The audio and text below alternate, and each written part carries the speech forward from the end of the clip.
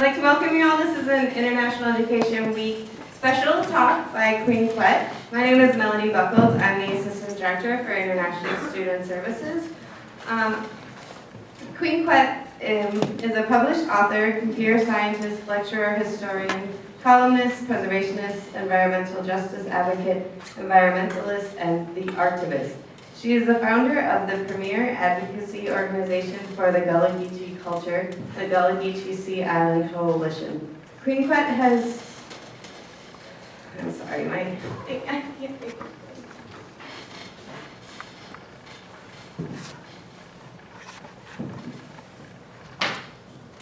So Queen Quet has not only provided histo-musical presentations throughout the world, but was also the first Gullah Geechee person to speak on behalf of her people before the United Nations in Geneva, Switzerland. This summer, Professor Benedetti and I were lucky enough to take a group of 10 students to St. Helena Island in South Carolina, where we worked side by side with Queen Quet for a week. We did community service, we met elders, we went to Charleston, we went to the Mother Emanuel AME Church, and it was a really life-changing experience for all the students.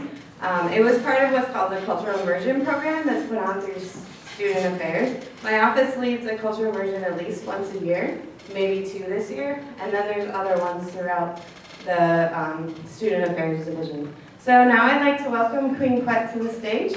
If we could all give her a warm welcome.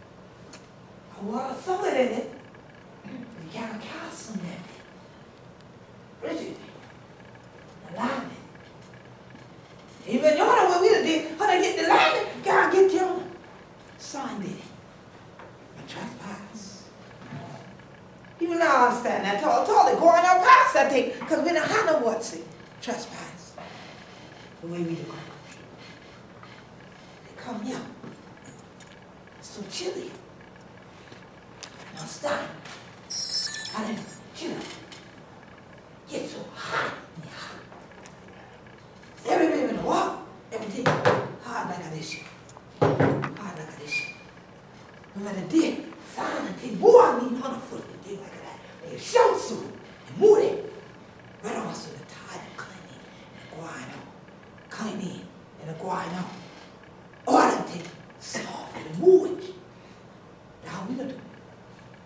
So plenty of times people are coming there and saying, no, understand, we talk we look right. We say, wait.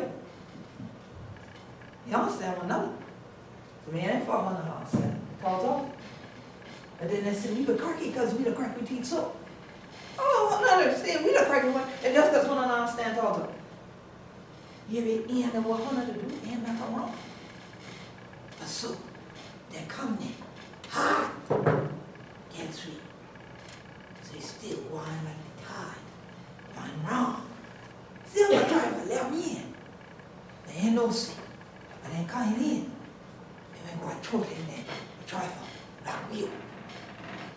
And where we are, ancestors said, where was we people are high, shouting and things are going on.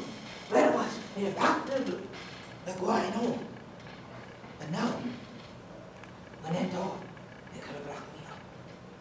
The flew going past even when we were going up yonder, all the way through what they built in a cow tail. But when we done tell it, now build it. That's all the cracky people that they ain't none of that cracky people. We know how to do this. We're not doing up yonder. We're not doing up there in Pennsylvania. We're not doing there in DC. We're not doing up there in New York. What in I said? Can't do up here in Carolina. I said, this ain't in DC. This ain't in New York. This ain't in Bay Area. I'm not chilling quite sorry for that. And now, and the sea, water to come here. We know what's it. The water to bring them, the water right there. So, when we today, and chilling like this shit. And I need all of this shit. I see even when it didn't ruin, farm it didn't. See, warm it. See what? All it is a thing. And what's needed? And where I wanted to be, family thing that did it. That's that. How? They're wrong, yes. And I feel chilly all. When it didn't, and I feel chilly down. I see that. Because the spirit moved, just like I have water, everything in the flow. Not like nature can move all the time. So then I want to stand out, we crack with it like a leash sometimes, but then all the rest of the time when they look at me crack like children do, we can change and speak like this as well. And then people wonder, well, how do you do that? Just as easily as the tide flows in and out of the river. What it needs and what we need to flow, we're able to do it. Because we don't become so solid and so firm and so stiff and so hard that we think nothing changes unless we change. But when I come up north, I come into the cities, I come into the urban atmospheres, and then I go back down south and I see them wanting to bring those urban atmospheres where the water and the tide flows. I've seen what happens before it happened. But now the world sees it happen. I did let y'all know this, but maybe you didn't understand that the water will come up to where the houses are and it can still take it back out. That some people realize it now because they got Twitter, because they got Facebook, because it was on the news. But when we said, don't build it, because that's what will happen. They say, oh, those are natives, they're crazy. They don't know what they talk about. I'm a native with an engineering degree in mathematics and computer science degree, but it's okay, I don't know what I'm talking about.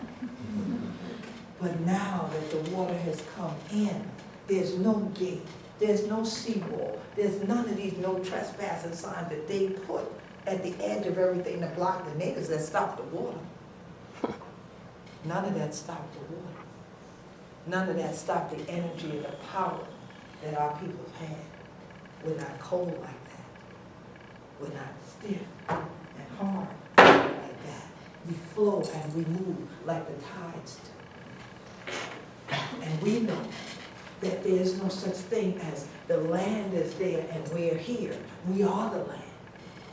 That's why our national flag is human bodies intertwined into a family tree.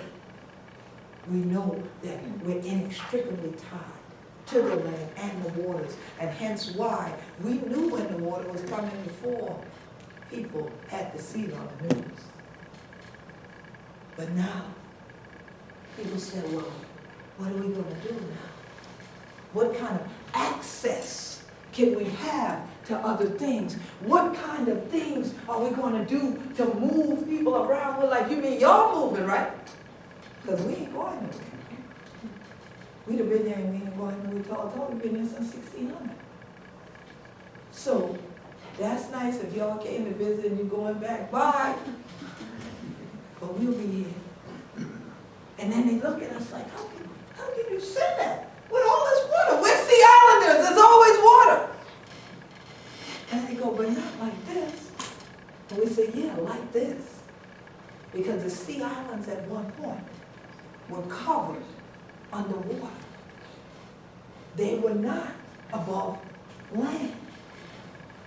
But what you all didn't understand or overstand, as we say, is that over time, as the tide moves, it will uncover that which was there before. And it will also come back and cover that which you think you're putting there now. So when we said don't build in that spot, y'all just said we were crazy. But we know that our ancestors and our elders had told us about that spot, why you shouldn't cover it, why you shouldn't build on it, and especially not make it hard. Water will seek its own level, but also water will break things down.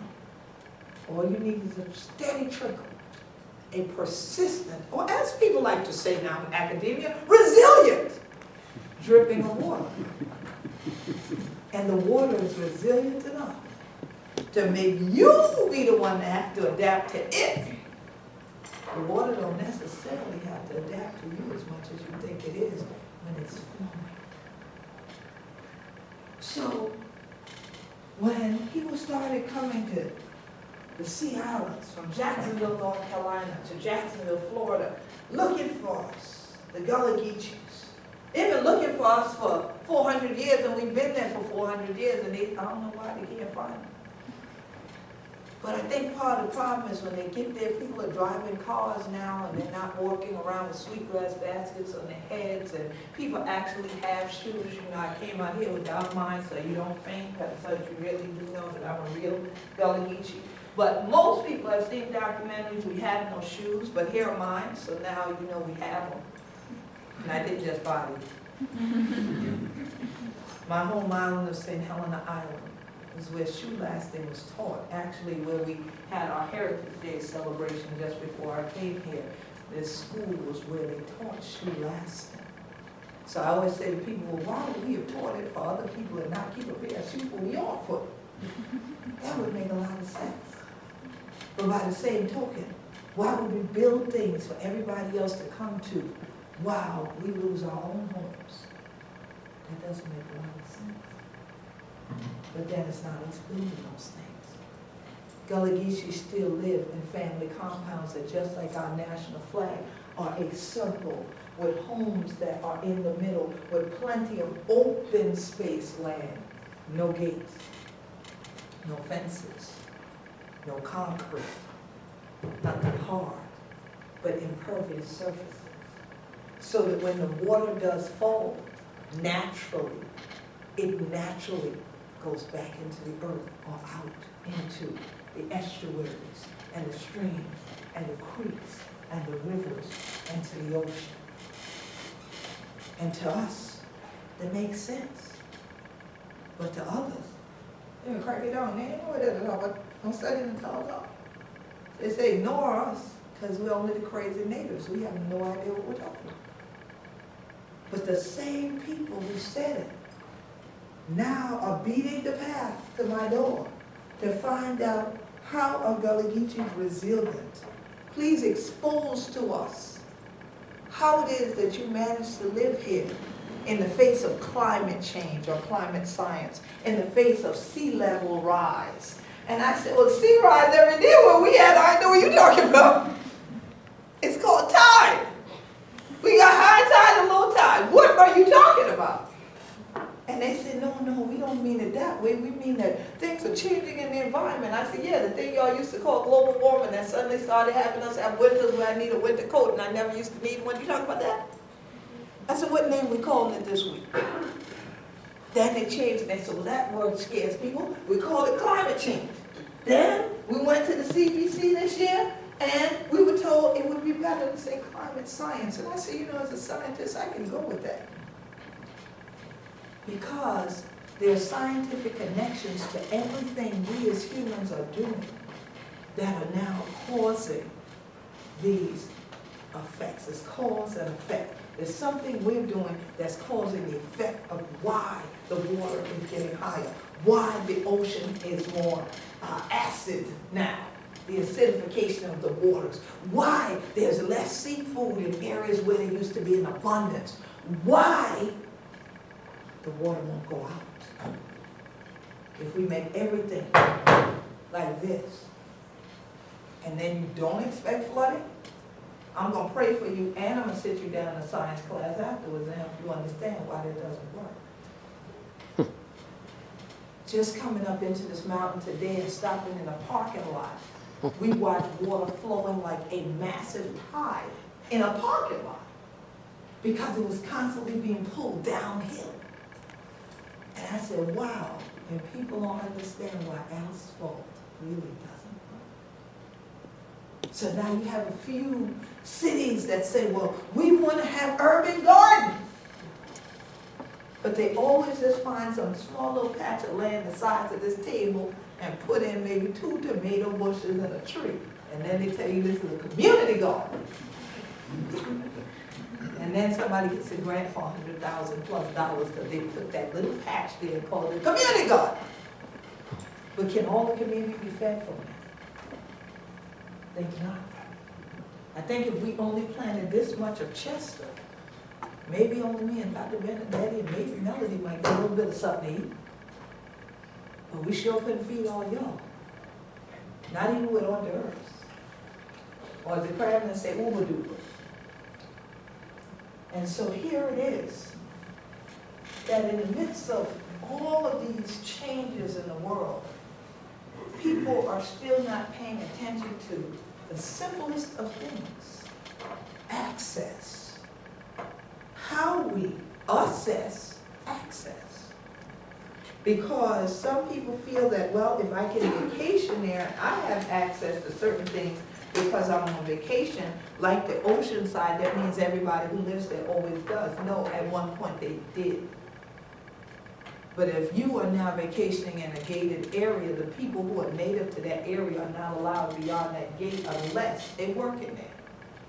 And if they work in there, I can guarantee you they have a menial job like cutting the grass or making your bed or cooking your food. So they then don't have access to the things that they would need to have a quality of life that's equal to even the guests that are coming in to visit. So they may not have the health care that they should have.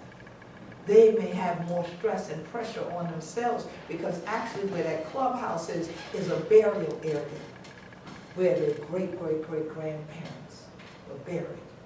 And now their families told you can never bury anybody else in it because you can't come through the gate. It may be the very place where they need to gather the herbs for healing the body, and they cannot get to it because they're told you cannot come in the gate unless you work here, or unless you're visiting somebody that lives here and stand here and put your name on the gate. Well, how is it that I've been here since 1600 and you just got here in 2000 and you're the one that tells me that I can come in? That's an issue. Assessing access. So when I thought about this word access, I said, well, for me, that's advancing cultural capital and environmentally successful sustainability. That's what those letters would stand for me, for the word access. But then, as always, because I'm not only a computer scientist, I'm a writer of sorts. You know, just wrote a few of them books on that table. Just, you know, that whole table right there, I wrote those, but that's just a little bit of stuff. Now, as a writer, I assume nothing these days, especially not at colleges. I assume nothing. I used to think as soon as you enter the halls of higher learning, everyone understood how to read. Not true. Or that they read and they comprehended. Not true. Or that the word you use in your field of study means the same thing in another field of study. Not true. We can use the exact same terminology and have totally different meanings, and that is one of the ways in which a lot of indigenous peoples, including Gullah Geechees, have lost their land, because someone was speaking to them in one language and they were understanding it in their own language, and the two words didn't mean the same as much as they sounded alike. It could be spelled alike, look alike on paper, and not mean the same thing. So here it is. This bridge of communication is then broken down to non-existent, so we cannot meet in the center of it. No matter whether we build it on the sand or we build it this way, we can't meet on it. So we have no access to each other. We have no access now to understanding. And understanding, as my mom always said, the greatest thing in the world. So tonight, as rudimentary as some of you might think this is, we're going to go into a few words. Are you awake? Are y'all even in the room? ¿Cómo estás? Muy bien. Patron? Je parle français. No? What's up, Wagner? Oh, I was wondering, because I know I don't have my glasses on, but unless this place is haunted, I was seeing a lot of bodies. And I just wanted to make sure I was seeing live people, not dead people. So y'all all right? You awake? Yeah. All right, now let's see. That's another reason you get into institutions of higher learning. I assume not that you're awake. Because I have seen people sleep with their eyes wide open. And I have seen them call themselves thinking with their eyes wide shut. I hear. Now, let's go through some words that Webster knows. The definitions that Webster has for this word. Access. It says the act of approaching or entering, or a way of entering or leaving. So now, if I mention approaching and entering, or an act of approaching, entering, or leaving, I am a person who is a native to the Sea Islands, and now I'm used to approaching this same area where I go out to get fish, or shrimps, or crabs, and now you have that way blocked. We have a problem because now I don't have access. If that is the only way in which for me to feed my family, and you are now blocking it from me, not only do we have an access issue, we have a human rights issue, because you're now trying to starve me and my entire family out by saying, you own this land, or you now set these laws in place, and you don't want me to come through there. But who says it's your right to block that access, that means by which I enter, or that means by which I leave, in the sense that we vary along waterways. So our final leaving, our final right of leaving life is always along water in the Gullah Geechee Nation. And for you now to say, no, I want a clubhouse there because it's more valuable for me to sit in this place and overlook the water and drink than it is to your family to have sacred ground that's been hollowed up since the 1600s that they've been here. That's an issue. So I said, well, let's go further. Maybe there's another word that means something different than it would in my language. Oh, and then I saw the one that hits me because it's near and dear to my heart, computer science. It says the operation of reading or writing stored information. Well, the operation of reading or writing stored information as a scientist and a computer scientist instantly strikes me, but it also strikes me as a cultural person, because we read, we write, we store information in our hearts, in our very DNA. We call it collective consciousness. So when a cultural group lives together, there are certain things that naturally get passed down to the next generation. You will find a little 2 or 3-year-old doing something that their parents say, I never taught them how to do that. How do they know to do that? And we'll say it's the collective consciousness. It's in the DNA. It is what they call blood memory. Other scientists, and interestingly enough, we're in the School of Nursing tonight, and I studied nursing to decide whether I wanted to be a doctor or a nurse, and I didn't want to do any of them, and so it's just nice being back in the building. And so here it is that in the School of Nursing, I know you probably have read these latest articles that now people who study DNA strands are realizing we might be onto something. That it's not just about what cells you store in your brain, and please store something in your brain and not your phone and not your iPad and not your computer. Please store something up here, okay? That here it is, it's in people's blood. People actually store memory in the blood, and that blood gets passed down, and that memory gets passed down. So when we Facebooked and we tweeted this new finding to our folks last month, almost every other Geechee said, oh, they caught up to us? Oh, really? Wow! So that's new to science? It ain't new to us. But again, we were the natives, we're crazy, we don't know nothing. Okay, so here it is. When I read that, I said, yes, the storing. Where are you storing it? Is it in your soul? Is it in a device? Are you the device? And that's what our community is. We're now the device. We're in what they call traditional knowledge about how to live successfully in an environment that you can sustain is stored. So people want to talk to us and didn't want to talk to us before. People who blocked us and didn't want anything to do with us because they felt their world was on one side of a fence and ours was on another. Now they invite us and say, we want to talk with you. Why? Because we'd like to get some of what makes you who you are. So you want my lifeblood? I don't know if I'm willing to give that. My ancestors did that. And cotton, rice, and indigo, and even a placenta that's buried in there where you just built your house over the top of it. So I don't know if I'm willing to give that. Again, I have the right to assess what access you have to me and that information that's stored. So here it is, we go to this next now, the right to obtain or make use or take advantage of something. In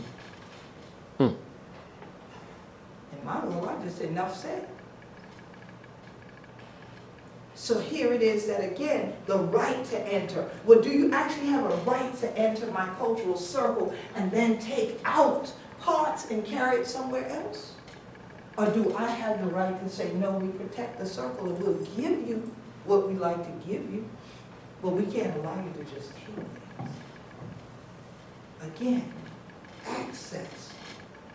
So when we throw down things like this, thing like that, other people that did anything down, stand tall and look at me like that. We call our language a code of the spirit in our constitution of the Gullah Geechee Nation. So I saw this next definition and said, a code. A series of characters or digits that must be entered in some way, typed down or spoken, to get the use of something.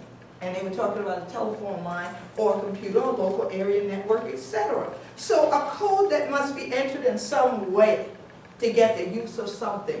Well, the way that we've been able to utilize our traditional knowledge, our collective consciousness, that blood memory, is by using our language, which has been a coded language for many generations. That even to this year, there have been codes that you create, so we're going to show it to them that. That's called even spiritual, the thing like that. All the children who've been there with immersion and thing, y'all, yeah, some of that, we've been with the elders and thing, but it's them out.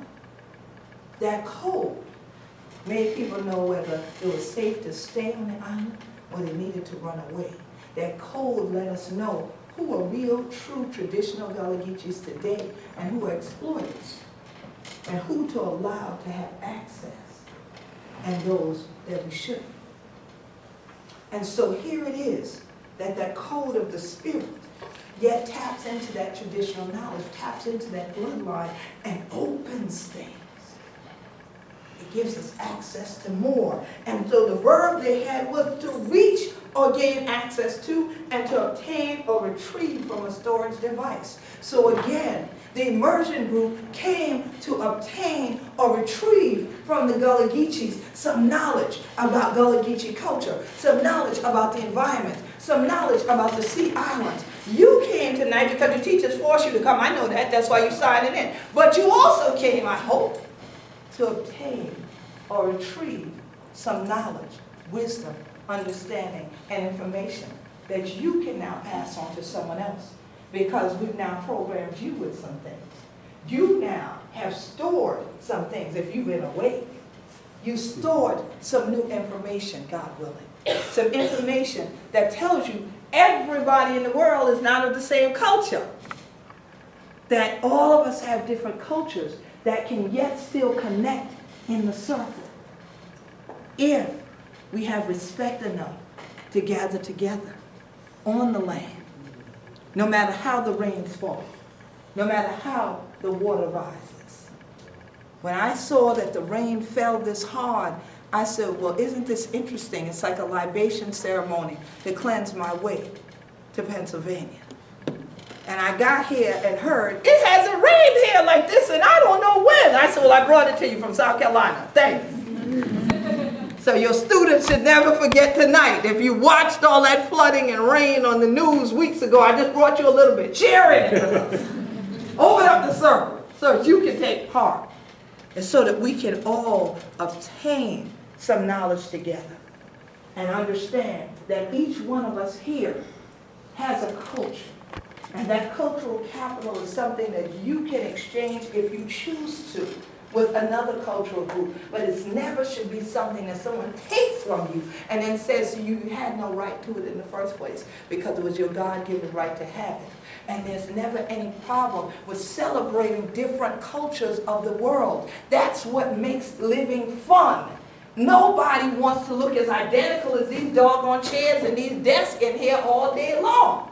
I know y'all buy a lot of the same clothes, though. I know y'all shop in the same places and college and stuff like that. I know y'all see a lot of people got my clothes on walking around here, Queen. I don't think any of y'all wearing this stuff. So there's something that you can bring to the circle, that you've already brought to the circle. Because no matter if the person has on the same outfit, it don't look on them like it does on you.